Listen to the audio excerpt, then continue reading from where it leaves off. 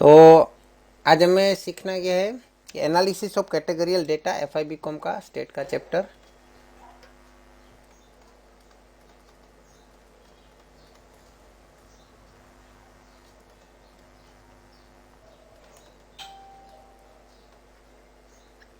है ना, गुणात्मक माहितीનું પૃથક્કરણ શું નામ છે? ગુણાત્મક માહિતીનું ગુજરાતીમાં શું લખે છે? ગુણાત્મક માહિતીનું પૃથક્કરણ।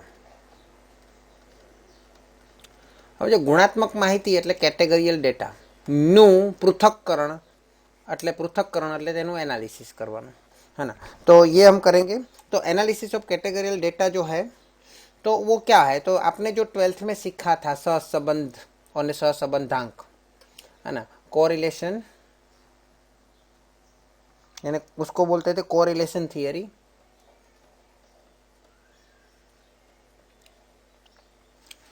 मतलब सहसंबंध और उसमें सहसंबंध और सहसंबंधांक सीखा था आपने। उसके अंदर क्या होता था कि आपको जो डेटा दिया जाता था वो डेटा क्या होता था,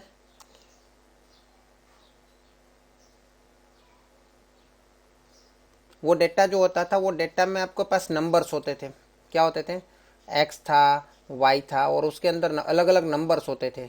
20, 30, 21, 32, 28, 35, 18, 28, है ना। तो ऐसे नंबर्स होते थे। वो नंबर्स को हम बोलते हैं वेरिएबल्स, मतलब चल एक्स और वाई, चल एक्स और चल वाई, मतलब वेरिएबल्स होते थे, है ना। तो ये वेरिएबल्स होते थे एक्स और वाई, और उसके बीच में हम रिलेशन निकालते थे कि वेरिएबल एक्स और वेरिएबल वाई के बीच में क्या रिलेशन है ना। तो ये जो वेरिएबल्स होते थे वो वेरिएबल एक्स और वाई के बीच में रिलेशन है कि नहीं है। अगर नहीं है, मतलब नहीं है तो कोई बात नहीं। अगर है तो कैसा रिलेशन है, पॉजिटिव रिलेशन है कि नेगेटिव रिलेशन है। अगर x की वैल्यू बढ़ती है तो y और y की वैल्यू भी बढ़ती है, तो दोनों के बीच में पॉजिटिव रिलेशन है। अगर x की वैल्यू बढ़ती है लेकिन y की वैल्यू कम होती है, x की वैल्यू कम होती है तो y की वैल्यू बढ़ती है, तो ऑपोजिट रिलेशन है, मतलब नेगेटिव रिलेशन है। ये सब 12th में सीखे थे। लेकिन वहाँ पे रिलेशन कैसे हम खोजते थे? हमारे पास वेरिएबल्स दिए जाते थे, और वेरिएबल्स के बीच में रिलेशन ढूंढने वाली थियरी को हम क्या बोलते थे? कोरिलेशन थियरी, मतलब कि सहसंबंध या सहसंबंधांक की थियरी। ठीक है ना। तो सहसंबंध की थियरी होती थी। अभी हमें जो कॉलेज, मतलब अभी हम FI में जो हमें सीखना है एनालिसिस ऑफ कैटेगरियल डेटा, है ना। तो उसके अंदर क्या होता है कि हमारे पास जो डेटा होगा वो वेरिएबल्स नहीं होगा, मतलब ऐसे नंबर्स तो होंगे, लेकिन वो नंबर्स जो है उसका महत्व नहीं है। हमें महत्व है कैटेगरी मतलब गुणात्मक माहिती होती है, गुणात्मक डेटा होता है, गुणात्मक सूचना होती है। तो उनके बीच का रिलेशन हमें प्राप्त करना है। गुणात्मक कैसा होता है, हमने 11th में सीखा होगा कि सूचना मतलब माहिती मतलब डेटा 2 टाइप्स के होते हैं। याद है किसी को? संख्यात्मक माहिती और गुणात्मक माहिती, न्यूमेरिकल डेटा एंड एट्रीब्यूट्स, मतलब ये गुणात्मक डेटा। तो ऐसे जो डेटा है जिसमें कैटेगरियल डेटा है, मतलब संख्यात्मक नहीं लेकिन गुणात्मक माहिती होती है, जैसे कि वजन है, वजन तो इसमें आ जाता है, जाति है, रंग है। अगर आपकी बात करूँ तो स्कूल के अंदर या कॉलेज के अंदर आपके पास जो फॉर्म भरवाया जाता है उसमें कुछ डेटा ऐसे होते हैं जो न्यूमेरिकल होते हैं, मतलब संख्यात्मक होते हैं। कुछ डेटा ऐसे होते हैं जो गुणात्मक होते हैं, जैसे कि आपकी जाति, आपका रंग, है ना, वो सब गुणात्मक है। आपके बाल का रंग, आपकी आंखों का रंग, है ना। तो ये सब गुणात्मक डेटा, गुणात्मक मतलब कैटेगरियल डेटा जो है उनके बीच का रिलेशन हमें जानना है। तो वहाँ पे हम ये वाला चैप्टर सीखेंगे, और इस चैप्टर की मदद से हम वो रिलेशन जानेंगे। और रिलेशन कितना है मतलब पहले तो वो रिलेशन के बीच में जो हमें मतलब उसके अंदर भी हमें कुछ स्टेप्स को ध्यान में रखना होगा। हाँ, ऐसे अलग अलग मेथड है, लेकिन अलग अलग मेथड अलग अलग स्टेप की मेथड है। तो हमें पहले हम जो सीखेंगे वो स्टेप बाय स्टेप सीखेंगे। तो उसमें आपको कुछ चीज़ें सीखनी होगी, स्टेप 1, स्टेप 2, स्टेप 3। हाँ, स्टेप 3 तक चलेगा। तो पहले आपको देखना पड़ेगा कि जो आपको डेटा मिला है, अच्छा कभी कभी क्या होगा कि आपको क्वेश्चन ही प्रैक्टिकल दिया होगा तो आपको डेटा मतलब टेबल बनाना पड़ेगा, डेटा टेबल बनाना पड़ेगा, है ना। जो आप डेटा टेबल बनाओगे, जो आप डेटा टेबल बनाओगे उसकी कंसिस्टेंसी क्या है, कंसिस्टेंसी क्या है मतलब कि वो डेटा का जो टेबल बना है या टेबल आपको जो दिया गया है वो कंसिस्टेंट है कि नहीं, संगत है कि नहीं, मतलब सही हो सकता है कि गलत डेटा हो सकता है, वो चेक किया जा सकता है, उसको बोलेंगे consistency of data, of categorical data, है ना। पहले तो डेटा टेबल, डेटा का हमें टेबल बनाना है, उसके बाद कंसिस्टेंसी ऑफ डेटा चेक करना है कि जो हमको डेटा मिला सही है कि नहीं। अगर वही डेटा सही नहीं है तो क्या हम स्टेप 3 पे जा सकते हैं, नहीं जा सकते। अगर पहला स्टेप नहीं हुआ तो दूसरा स्टेप नहीं बनेगा, अगर दूसरा स्टेप नहीं हुआ, दूसरे स्टेप में ही वो गलत डेटा बता रहा है कि आपको जो डेटा मिला है वो गलत है, तो तीसरे स्टेप में जाने की जरूरत नहीं है। भाई आपका डेटा ही गलत है तो हम आगे सम करेंगे ही नहीं, दाखला गिनेंगे नहीं, कैलकुलेशन करेंगे ही नहीं। स्टेप 3 में क्या करना है, हमें उसको टाइप बताना है कि तो मतलब आपका जो डेटा है ना, वो मतलब जो डेटा मिला है वो डेटा कंसिस्टेंट तो है, लेकिन उसके बाद वो डेटा जो उसके ऊपर से हमें उसको एनालिसिस करके देना है कि वो कोरिलेशन, जो कोरिलेशन नहीं होता यहाँ पे जो होता है मतलब उसको हम क्या बोलते हैं, एसोसिएशन थियरी बोलते हैं, तो एसोसिएशन थियरी बोलते हैं। और उसका जो है वो पॉजिटिव है एक्स और वाई के बीच में, यहाँ पे भी एक्स और वाई होगा, यहाँ पे इसको थोड़ा अलग नाम भी दे सकते हैं। तो एक्स और वाई के बीच में कैसा रिलेशन है, तो वो रिलेशन पॉजिटिव है, नेगेटिव है,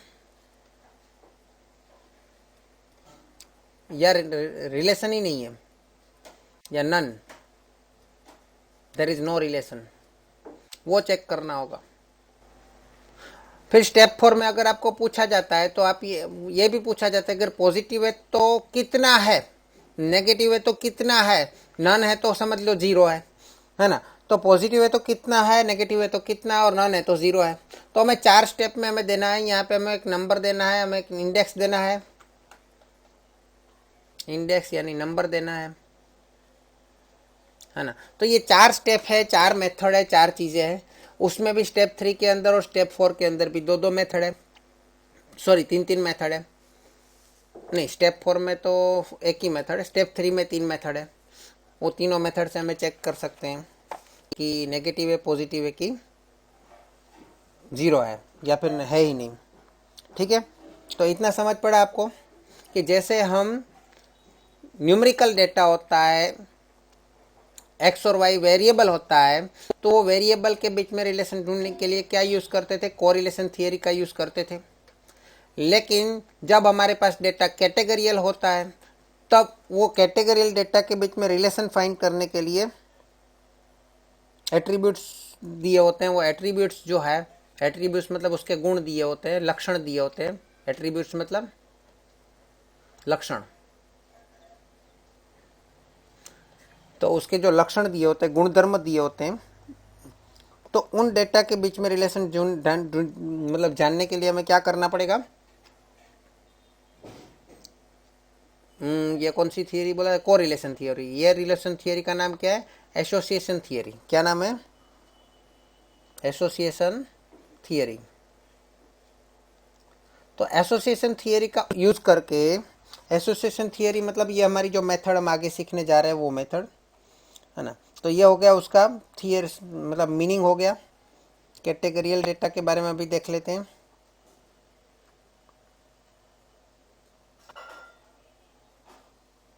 हाँ, हमें तो यहाँ तक आपको समझ पड़ गया।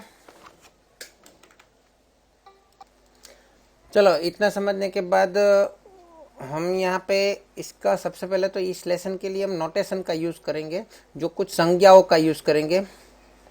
तो नोटेशन का जो हम यूज़ करेंगे वो नोटेशन क्या होता है, मतलब इस चैप्टर में हम कौन सी संज्ञाओं का उपयोग करेंगे, है ना। तो यहाँ पे हमें सबसे पहले देखना है कि हमें कौन से 2 एट्रीब्यूट्स मतलब गुणधर्म के बीच में रिलेशन जानना है। कौन से 2 एट्रीब्यूट्स के बीच में रिलेशन जानना है। है ना। तो वो जो दो एट्रीब्यूट्स है जिसके बीच में हमें रिलेशन जानना है, वो एट्रीब्यूट्स के बारे में बात करें तो उसमें भी दो टाइप्स होते हैं, नेगेटिव एंड पॉजिटिव। उसमें भी दो टाइप होते हैं, नेगेटिव एंड पॉजिटिव, बराबर है। तो जो नेगेटिव एंड पॉजिटिव होते हैं जो क्वेश्चन होता है, तो मतलब जैसे कि एक क्वेश्चन में ले लूं,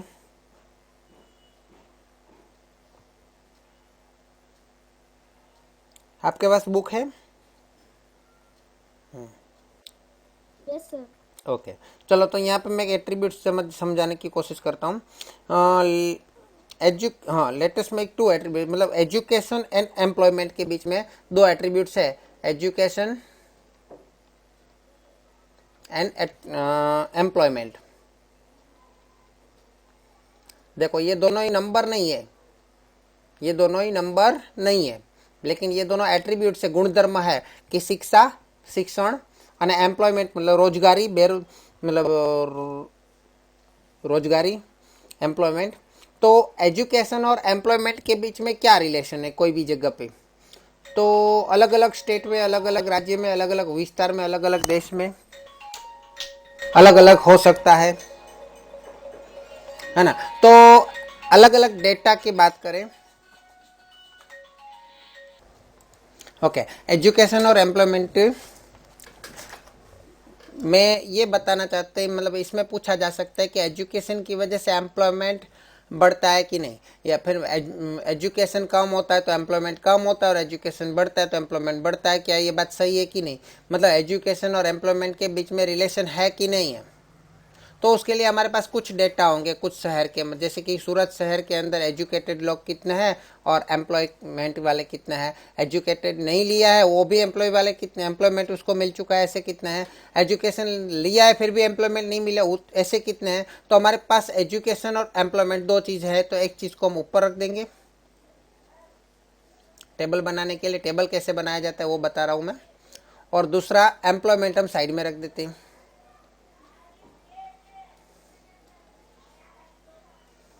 है ना। तो एजुकेशन और एम्प्लॉयमेंट की बात करें तो एजुकेशन है, तो जो हमको पूछा गया है उसको हम पहले में रखेंगे टेबल में, पहले कॉलम में और पहले रो में रखेंगे, और उसका ऑपोजिट, नेगेटिव और पॉजिटिव जो भी हो उसका ऑपोजिट है वो हम दूसरे कॉलम में और दूसरे रो में रखेंगे। तो समझ लीजिए कि एजुकेशन है और एम्प्लॉयमेंट है, दोनों ही ऐसा पूछा गया है। तो एजुकेशन है, हाँ, तो उसका ऑपोजिट क्या होगा, एजुकेशन नहीं है। एम्प्लॉयमेंट है तो उसका ऑपोजिट क्या होगा, एम्प्लॉयमेंट नहीं है। तो यहाँ पे अगर नो आता है तो यहाँ पे यस आ जाएगा, हमको जो पूछा गया है वही हमें लेना है, वो पहले कॉलम में लेना है, ये पहला कॉलम और ये पहला कॉलम, ये पहले कॉलम में और पहली रो, ये पहला कॉलम और पहली रो में हमें जो हमको क्वेश्चन पूछा जाता है वो लेना है, और उसका ऑपोजिट ये दूसरी कॉलम और दूसरे रो में लेना है। तो इसलिए जो हमको पूछा गया है उसको हम पहले कॉलम और पहले रो में लेंगे, तो उसके हिसाब से हमें कुछ चेंज, मतलब हमें कुछ उसको नोटेशन देना पड़ेगा। तो यहाँ पे हम जो रो है उसका नाम ए देते हैं और कॉलम है उसका नाम बी देते हैं, और उसका जो नेगेटिव होता है उसको ए का नेगेटिव को हम अल्फा कहेंगे और बी के नेगेटिव को हम बीटा कहेंगे। ये उसका नोटेशन हो गया। अभी आपको बताया जाए कि एजुकेशन है और एम्प्लॉयमेंट है, दोनों ही है, दोनों ही यस, तो ए और बी मिल जाएगा, तो इसका यहाँ पे नोटेशन हो जाएगा ए बी। एजुकेशन नहीं है फिर भी उसको एम्प्लॉयमेंट मिल चुका है, तो उसका यहाँ पे हो जाएगा ए और बीटा। इसी तरह एजुकेशन है लेकिन एम्प्लॉयमेंट नहीं है, तो उसका हो जाएगा अल्फा, एम्प्लॉयमेंट नहीं है मतलब अल्फा और बी। एजुकेशन भी नहीं है और एम्प्लॉयमेंट भी नहीं है, तो वो यहाँ पे उसका नोटेशन हो जाएगा अल्फा बीटा, लेकिन इन सबको मैं ब्रैकेट में लिखूंगा, अभी ब्रैकेट में लिखना है। और एजुकेशन एम्प्लॉयमेंट है, एजुकेशन है या नहीं है उसका प्रॉब्लम नहीं है, लेकिन एम्प्लॉयमेंट है तो एम्प्लॉयमेंट का टोटल क्या होगा उसको हम बोलेंगे ब्रैकेट में अल्फा ए। इसी तरह इसके टोटल जो होगा उसका बोलेंगे ब्रैकेट में अल्फा। इसी तरह एम्प्लॉयमेंट की बात करें, एम्प्लॉयमेंट है और नहीं है, यस एंड नो, उसका टोटल होगा बी। अरे दोनों में कॉमन क्या है, हाँ बी है, बीटा नहीं है, बी है।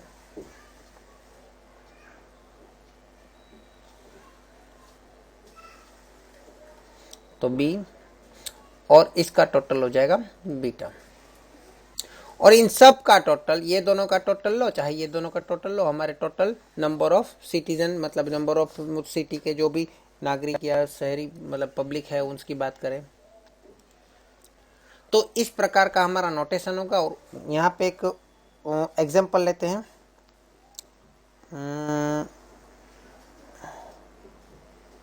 एग्जांपल से मैं आपको समझाने की कोशिश करता हूँ।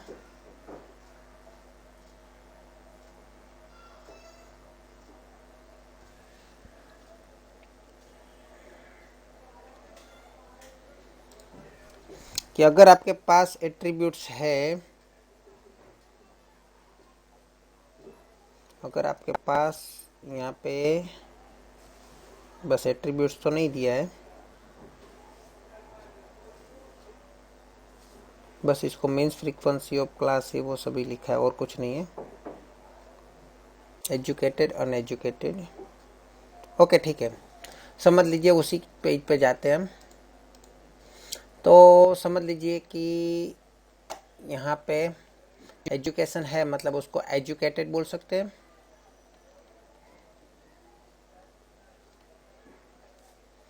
और इसको अनएजुकेटेड बोल सकते हैं। यहाँ पे एम्प्लॉयड बोल सकते हैं और यहाँ पे अनएम्प्लॉयड बोल सकते हैं, नो है तो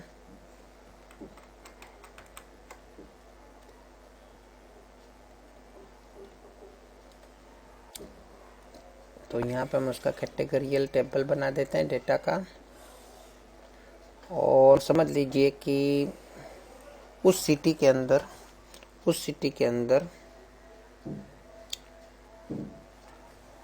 टोटल 5,000 यंग पीपल है, और उस यंग पीपल की बात करें तो उसमें से समझ लीजिए कि एजुकेटेड जो है वो 3,000 है, तो अनएजुकेटेड कितने हो जाएंगे। टोटल 5,000 उस सिटी के अंदर है तो वो हमारा एन हो जाएगा। उसमें से एजुकेटेड कितने हैं 3,000, तो अनएजुकेटेड कितने हो जाएंगे 2,000। इसी तरह अगर ये बोले कि 5,000 जो टोटल है उसमें से अनएम्प्लॉयड जो है, अनएम्प्लॉयड वो 3,500 है, कितने हैं 3,500, तो एम्प्लॉयड कितने हो जाएंगे, सॉरी यहाँ पे 1,500 रखता हूँ मैं, तो एम्प्लॉयड कितने हो जाएंगे, कोई बता सकता है एम्प्लॉयड कितने हो जाएंगे। 3,500, क्योंकि टोटल नंबर ऑफ सिटीजन मतलब पब्लिक है वो 5,000 है। अभी आपको बोला जाए कि 3,500 एम्प्लॉयड है और 3,000 एजुकेटेड है। अभी मुझे ये बताओ कि जो एम्प्लॉयड भी है और एजुकेटेड भी है, ऐसे हमारे पास 2,000 है। ऐसे कौन कितने हैं जो एम्प्लॉयड भी है और एजुकेटेड भी है, मतलब एजुकेटेड भी है और एम्प्लॉयड भी है, मतलब बी भी है और ए भी है, तो वो ए भी कितना हो जाएगा हमारा 2,000। अब बाकी के तीन मतलब 3 जगह बाकी है खाली, तो वो हम खुद से प्राप्त कर सकते हैं। कैसे, तो देखो यहाँ पे टोटली एम्प्लॉयड कितने हैं, टोटल एम्प्लॉयड कितने हैं 3,500। उसमें से एजुकेटेड कितने हैं 2,000, तो अनएजुकेटेड कितने हो जाएंगे 1,500। Very good. इसी तरह यहाँ पे 2,000 क्या है अनएजुकेटेड है, अनएजुकेटेड में से एम्प्लॉयड कितने हैं 1,500, 1,500, तो अनएम्प्लॉयड कितने होंगे 500, वेरी गुड। इसी तरह यहाँ पे बात करूँ तो 3,000 एजुकेटेड है उसमें से एम्प्लॉयड 2000, अनएम्प्लॉयड कितने होंगे 1000। 1000। तो ये दोनों का टोटल करो तो मुझे 15,500 मिलना चाहिए, वो भी मिल रहा है। तो इस प्रकार का आपको टेबल बनाना होगा। शुरू शुरू में तो आपको टेबल दे दिया जाएगा, उसके ऊपर से आपको कैलकुलेशन सीखना है और उसके बाद आपको टेबल बनाना सीखना है और उसके पहले आपको कंसिस्टेंसी सीखनी है कि इसमें से ये जो चार हमारे मेन है ना, ए बीटा, अल्फा बी और अल्फा बीटा, कोई भी नेगेटिव नहीं होना चाहिए, उसकी कंसिस्टेंसी है, वो उसकी कंडीशन है। अगर वो नेगेटिव हुआ तो कंसिस्टेंट नहीं रहेगा और नेगेटिव नहीं हुआ तो कंसिस्टेंट रहेगा। ओके बोलो। સર हाँ बोलो। એકવાર પાછું પેલું સમજાવજો ને, તમે જે પહેલા સમજાયેલું ને ટેબલ ઉપર વાળું, हाँ એમાં એકવાર પાછું સમજાવજો ને हाँ તમે. હું દાખલો બતાવું ને એટલે ઓટોમેટિક સમજ પડવા લાગશે। ઓકે. ठीक है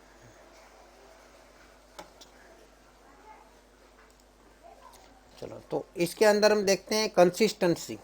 क्या देखेंगे? कंसिस्टेंसी। तो यहाँ पे आप देख सकते हो, आपके पास एक सवाल होगा, क्वेश्चन।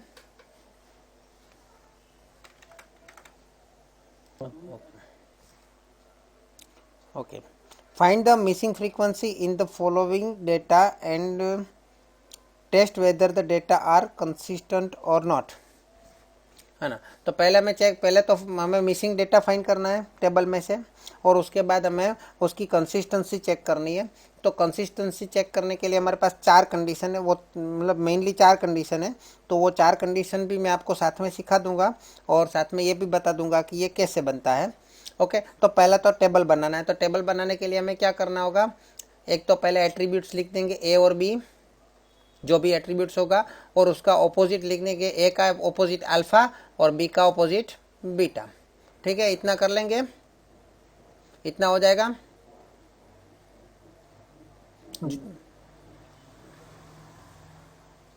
अच्छा, इतना हो जाएगा तो आपको क्या मिलेगा? यहाँ पे क्या मिलेगा? ए बी, यहाँ पे क्या मिलेगा? ए बीटा, यहाँ पे क्या मिलेगा? अल्फा बी, और यहाँ पे अल्फा बीटा। बराबर है। चलो, अभी इसमें से हमको क्या दिया गया है? तो सबसे पहले ए दिया है, कैपिटल ए दिया है। तो कैपिटल ए मतलब ए का टोटल करना है आपको। तो ये आपका कैपिटल ए हो गया। ठीक है, उसके बाद आपको दिया है अल्फा, क्वेश्चन में दिया है अल्फा। तो अल्फा का टोटल क्या दिया है? 200। बी दिया है 350, बी का टोटल कितना दिया है? 350, ये टोटल है। और उसके बाद आपको दिया ए बी, ए बी मतलब ए और बी मतलब अंदर का बॉक्स, 225 दिया है। क्लियर? इतना मिल गया आपको, इतना दिया हुआ है क्वेश्चन में, तो वो हमने लिख दिया। अब हमारी बारी, अब हमारी बारी। तो सबसे पहले हम क्या करेंगे? क्या मिल सकता है हमको? बताओ मुझे, सबसे पहले क्या मिल सकता है? Total 300 plus 200. Very good, total 300 plus 200। उसको हम क्या बोलेंगे? एन बोल सकते हैं। टोटल को यहाँ पे जो होता है उसको एन बोलेंगे ना। तो एन इज इक्वल टू 300 क्या है? ए, और 200 क्या है? Plus alpha. ऐसा फॉर्मूला बना के लिख सकते हैं, 300 प्लस 200। आइडिया लखવું પડે નીચે. हाँ, लखવું જ પડે ને, लिखना ही पड़ेगा ना, 500। ओके, उसके बाद हम क्या ढूंढ सकते हैं? बीटा. बीटा नो टोटल, मतलब बीटा नो टोटल बराबर किस, क्या करोगे आप? 350 माइनस 500. नहीं, 500 में 500 माइनस 350 बराबर 150। अभी मुझे बताओ ये 500 क्या है? 500 क्या है? एन। और 350 क्या है? बी। क्लियर? तो हो गया ना। चलो, उसके बाद यहाँ पे मैं लिख देता हूँ, ये मैंने ढूंढा इसलिए इसको ब्रैकेट में लिख दिया। तो ये भी मैंने ढूंढा इसलिए इसको भी ब्रैकेट में लिख देता हूँ। चलो, उसके बाद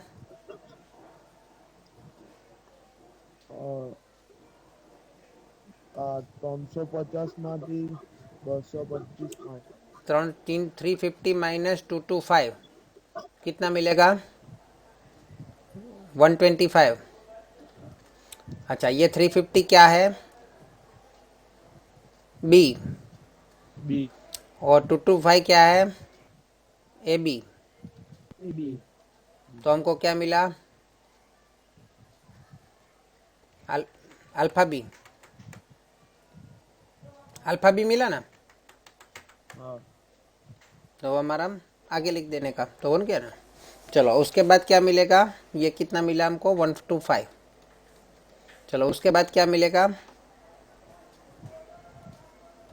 એના પછી 225 માં 300, 300 માંથી 225 minus 300 minus 225 is equal to 75। चलो ये 300 क्या है? ए। टू हाँ 225 क्या है? A B. सबको ब्रैकेट में लिखना होगा। तो हमको आंसर में क्या मिलेगा? A beta. AB, A A बीटा। alpha. A beta. A beta. चलो अभी लास्ट कैसे? 150 ઓછા 75 150 माइनस 75 इज इक्वल टू 75। तो ए 150 क्या है? बीटा। माइनस 75 क्या है? ए बीटा। એ બીટા तो આપણને શું મળ્યું? Alpha beta. क्लियर? हमको मिला।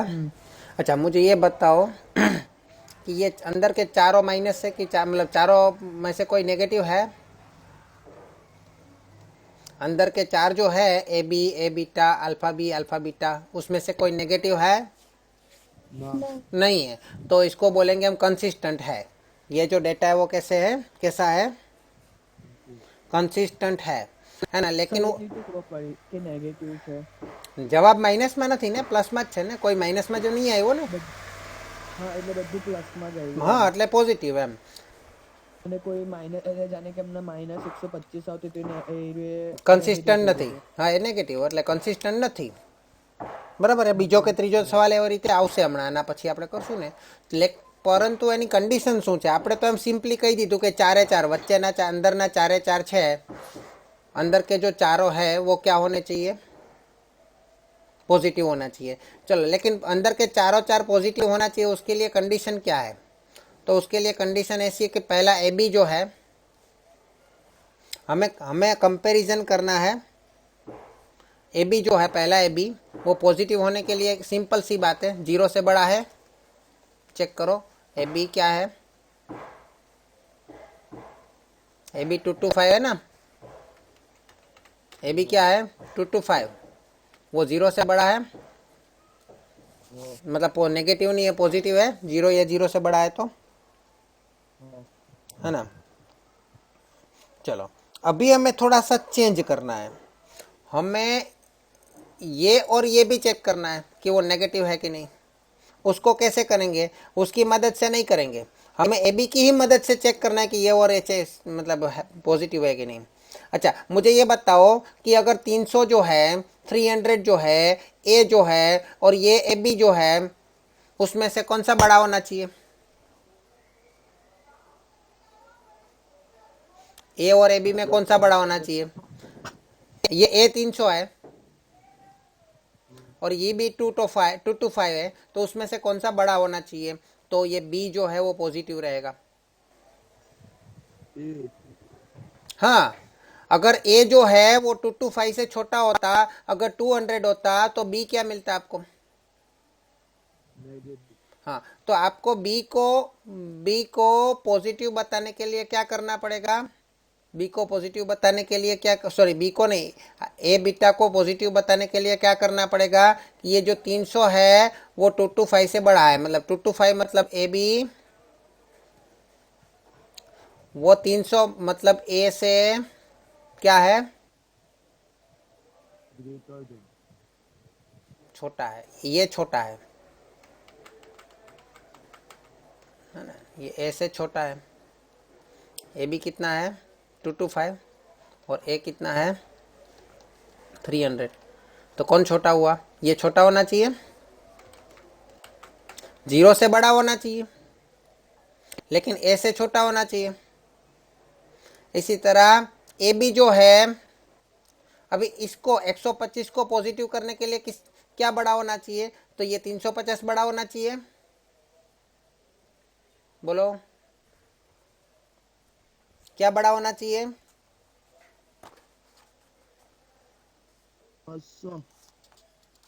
225 મોટું હોવું જોઈએ કે 350? 350।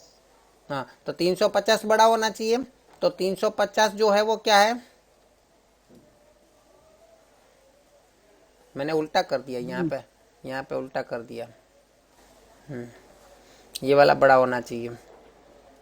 350 बड़ा होना चाहिए 225 से, और जो कि है, तो ये यहाँ पे किससे बड़ा हुआ है? ये 350 क्या है? बी है ना। क्लियर हुआ इतना? और एक चीज, ये 75 नेगेटिव नहीं है, उसके लिए क्या करना पड़ेगा पता है आपको? तो उसके लिए ये 300 है ना, 300, ये 350 है ना, उन दोनों का टोटल करो, उन दोनों का टोटल करो। 150 और उसमें से n को माइनस करो, तो 150।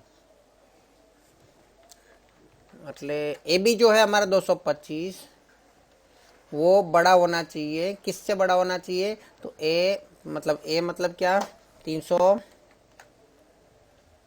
प्लस 350 माइनस 500 से। चेक कर लेते हैं। 250, 300 प्लस 350 मतलब 650 में से 500 गया तो 150। तो ये बड़ा है ना। तो ये क्या हुआ एक्चुअली? ये कौन सी मतलब 225 है वो क्या हुआ? 225 है वो क्या हुआ? ए बी है। 300 है वो क्या हुआ? ए है। 350 है वो क्या हुआ? बी है। और माइनस 500 है वो क्या है? एन है। तो देखो हमने यहाँ पे कहीं पे भी, ये 4 कंडीशन है हमारी, यहाँ पे 4 में से कोई भी कंडीशन में हमने अल्फा और बीटा का उपयोग किया, फिर भी हमने बता दिया कि चारों ब्लॉक जो है वो कैसे हैं? पॉजिटिव है।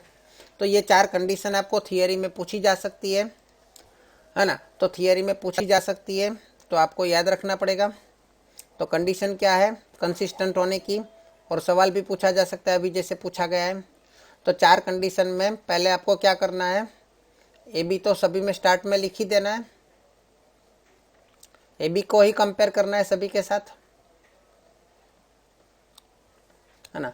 उसमें ए बी जो है वो 0 से तो बड़ा होना चाहिए, और ए प्लस बी माइनस एन से बड़ा होना चाहिए, ग्रेटर होना चाहिए।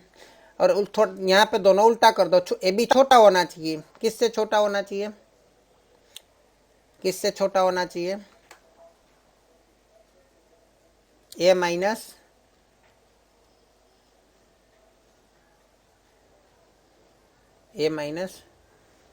ए बीटा।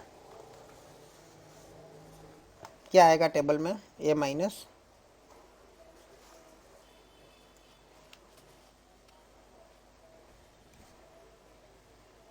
नहीं, बस ए से छोटा होना चाहिए ना, बीटा तो आएगा ही नहीं ना। हाँ, ए से छोटा होना चाहिए और बी से छोटा होना चाहिए। बस ये चारों कंडीशन हो गई कंसिस्टेंट होने की। Condition of consistency. क्लियर? तो ये आप लिख लीजिए, स्क्रीनशॉट ले लीजिए, ये भी ले लीजिए। फिर कल हम नई मेथड करेंगे।